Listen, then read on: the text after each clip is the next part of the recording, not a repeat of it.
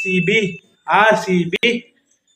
டேய் இங்க பாருங்கடா, இவங்க டேய் நீங்க என்ன வீட்டுக்கு போலையாடா, இங்க வந்துக்கிட்ட வந்திருக்கீங்க?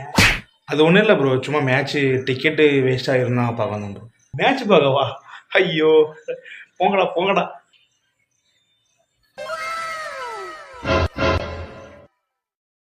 ஏன்டா டேய், உங்களுக்கெல்லாம் எதுக்குடா பிளே ஆஃப்ஸ்?